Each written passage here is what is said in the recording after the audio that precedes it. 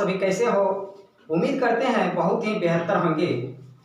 आपका अपना परिवार जीएस विथ राजदेव सर के चैनल पर हार्दिक हार्दिक स्वागत है। कल हम लोगों ने अर्थात इसके पहले के वीडियो में बात किया था संसद के कितने अंग होते हैं। अगर यदि आपने मेरे उस पहले वाले वीडियो को नहीं देखे हैं तो प्लीज़ मेरे में जाएं और उस वीडियो को देखें, ताकि आज का टॉपिक लोकसभा आपको समझने में बहुत ही सरल लगेगा। चलो ऐसा कि निशान बन जाए, चलो ऐसा कि निशान बन जाए, काम करो ऐसा कि पहचान बन जाए। अरे जिंदगी तो हर कोई काट लेता है, जियो ऐसा कि मिसाल बन जाए। तो आज बिना समय गवाए अब हम लोग शुरू करते हैं आज के टॉपिक के बारे में।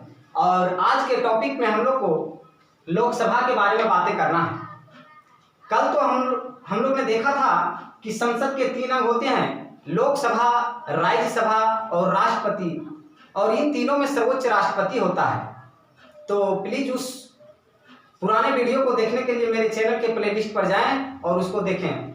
आज लोकसभा के बारे में विस्तार पूर्वक जानकारी देंगे। कृपया आप वीडियो के अंत तक बने रहिएगा, ताकि कहीं से भी कोई क्वेश्चन आपसे कोई भी प्रतियोगी परीक्षा में ना छूटे। लोकसभा, इसका गठन आर्टिकल अर्थात अनुच्छेद 81 के तहत किया गया है। कार्यकाल, लोकसभा का जो कार्यकाल होता है वो 5 वर्षों का होता है। इनके सदस्य बनने की योग्यता जो होता है वो 25 वर्ष होता है। 25 वर्ष आपके होने पर आप उम्मीदवार बन सकते हैं।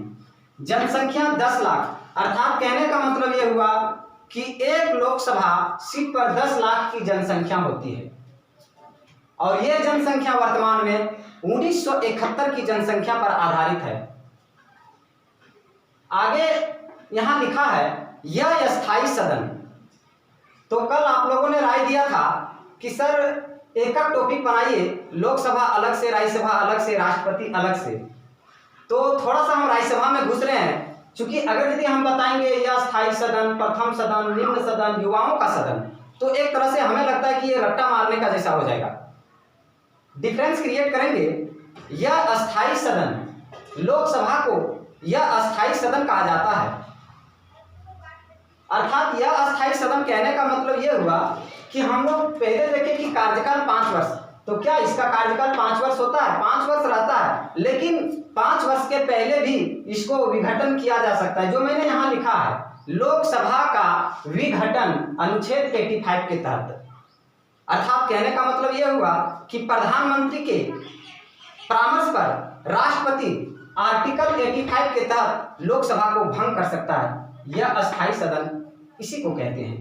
प्रथम सदन इसलिए कहते हैं लोकसभा प्रथम सदन, राज्यसभा द्वितीय सदन।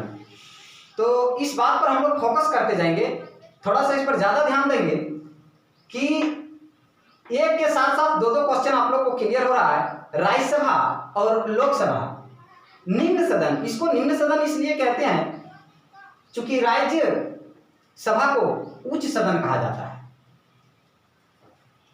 इसमें 25 वर्ष उम्र है, और राज्यसभा में कल मैंने बताया था उसके उम्मीदवार बनने की 30 वर्ष चाहिए। इसको युवाओं का सदन भी कहते हैं। अर्थात युवाओं का सदन कहने का मतलब यह हुआ कि संसद के 3 अंग होते हैं, राष्ट्रपति, लोकसभा, राज्यसभा, लेकिन सबसे युवा उम्मीदवार इसी में आते हैं 25 साल में।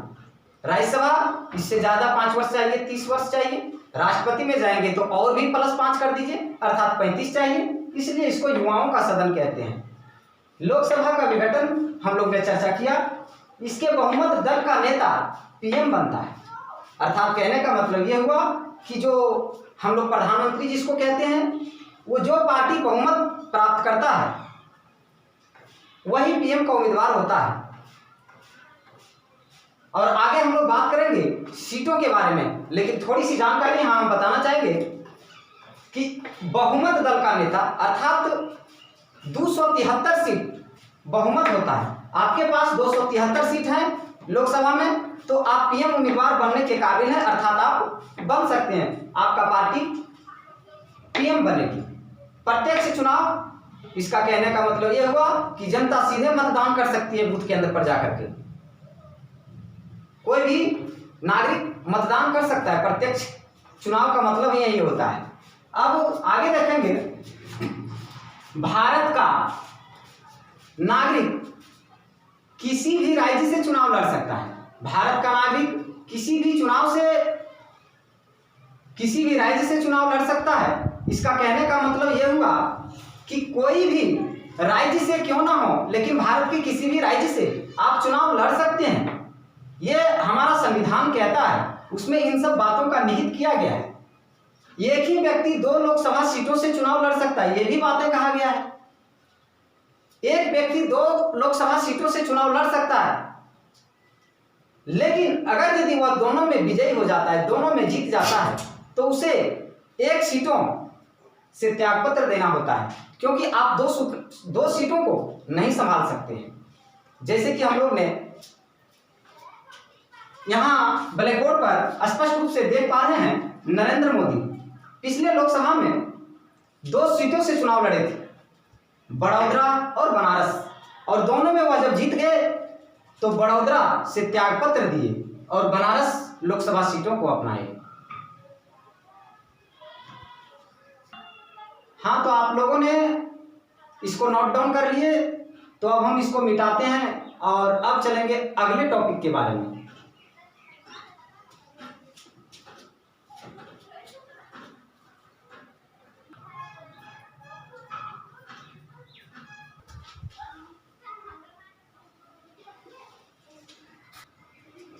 लोकसभा बनने की योग्यता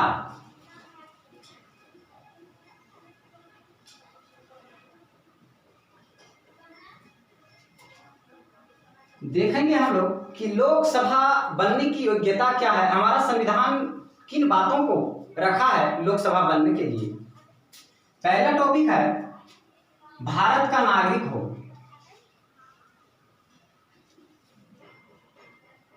भारत का नागरिक हो। दूसरा टॉपिक है इसमें पागल या दिवालिया ना हो।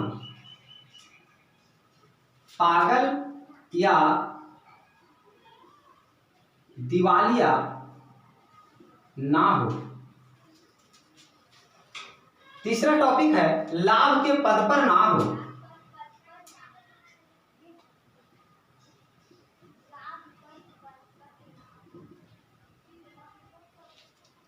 चौथा टॉपिक है इसमें उम्र 25 वर्ष होनी चाहिए।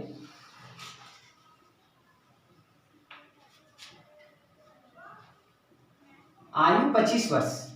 इन सब चीजों को अगर यदि आपके पास है इन सब चीजें, तब आप लोकसभा की योग्यता है, लोकसभा का उम्मीदवार आप बन सकते हैं। अब आप लोगों को हम एक जिसके लिए जाने जाते हैं ट्रिक करना था। अब हम आपको एक छोटा सा ट्रिक बताते हैं, जिससे आप देखेंगे कि लोकसभा का गठन, राज्यसभा का गठन और संसद का गठन चुटकी बजाते ही याद हो जाएगा। सरला। सरला कहने का मतलब हुआ एक लड़की का नाम है, और सा से हुआ संसद, रा से हुआ राज्यसभा और ला से हुआ लोकसभा। और इनका अनुच्छेद देखिए कैसे है, 79, 80 और ये है 81। अर्थात संसद का गठन आर्टिकल 79 के तहत, राज्यसभा का गठन आर्टिकल 80 के तहत और लोकसभा का गठन आर्टिकल 81 के तहत है। अगर आप ये अपने कॉपी में नोट डाउन कर लिए तो इसको हम इरेजर करते हैं। अब इस टॉपिक जो हम बता रहे थे संसद की योग्यता,